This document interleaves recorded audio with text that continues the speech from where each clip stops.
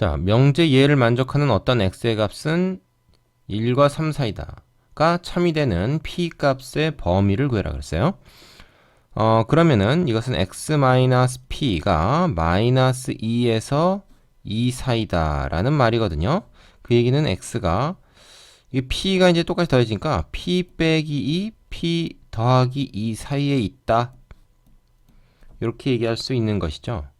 자, 이것을 만족하는 어떤 x의 값입니다. 어떤 x의 값이 1에서 3 사이에 들어간다. 자, 그러면은 이걸 만족하는 모든 x의 값이 이거에 들어간다면 이 범위가 이거의 부분집합으로 들어가야 하지만 어떤 x의 값이니까 이거 뭐야? 얘하고 얘가 그 교집합을 하나라도만 가지면 됩니다. 그러니까 교집합이 공집합만 아니면 돼요. 자, 요 진리집합을 표시해 보면 수직선 위에 표시해 보면 이렇게 될 텐데 얘는 지금 p 값에 따라서 어떻게 될지 모르잖아요. 하지만 p를 기준으로 해서 왼쪽으로 이만큼 오른쪽으로 이만큼 이 바운더리가 있는 거죠. 이렇게 범위가 있는 거예요. 그거를 여기다가 이렇게 갖다 댔을 때 교집합이 적어도 말하자면 원소가 하나라도 있으면 돼요. 그럼 적어도라는 표현이 들어갔으니까 이거는 이렇게 따져보면 됩니다.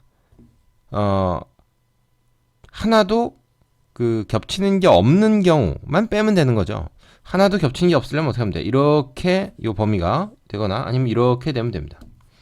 그러면 p-2, p 플러스 2, p-2, p 플러스 2 두 가지 경우가 있어요. 이 지금 범위에 왼쪽에 얘가 있거나 오른쪽에 있거나 하면 됩니다. 그죠?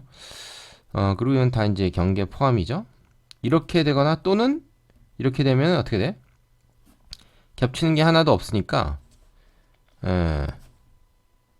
그때는 겹치는 게 하나도 없으니까 이 상황에 해당되지 않는 거죠. 그럼 이거에 부정만 하면 되는 거죠. 그러니까 이것만 이 상황만 피하면 되는 거예요. 자, 그럼 이렇게 되는 건 어떤 겁니까? p 플러스 2가 1보다 작으면 됩니다. 겹치면 안 되니까 같으면 안 되는 거죠. 그죠? 그러면 얘가 성립하면 p-는 당연히 1보다 작을 테니까 굳이 따질 필요 없어요. 요게 성립되면 되고 또는 어떻게 됩니까? 또는 이렇거나 아니면 오른쪽에 있거나 이러기도 하고 동시에 저러기도 할 수 없으니까 이거는 이제 AND가 아니고 OR입니다. p-2가 3보다 크면 돼요. 같아도 안 되겠죠. 같으면 그 교집합이 그 하나라도 있는 거니까 하나도 없는 경우를 우리가 지금 따지고 있는 겁니다. 그럼 p가 마이너스 1보다 작거나 또는 p가 5보다 크면 됩니다. 이렇게 되면 교집합이 공집합이 되죠. 그것만 피하면 돼요. 그죠? 그걸 피한다는 건 교집합이 하나라도 생기는 거니까 그것만 피하면 어떤 x 값이 적어도 하나는 겹쳐서 요 명제를 참이되게 할 수 있습니다. 그래서 우리 어떻게 해요? 이거를 부정을 해요. 이걸 부정을 합니다. 그러면 결국 그건 뭐가 되냐? 그걸 부정하게 되면 p가 마이너스 이상 그리고 OR을 부정하면 AND가 되죠. p가 5 이하 이렇게 돼요. 그럼 이거는 이렇게 쓰는 것보다는 어떻게 쓰는 게 좋겠어요? 두 가지 동시에 만족하는 범위는 마이너스 1 그 다음에 5 이렇게 쓰는 게 더 좋겠죠.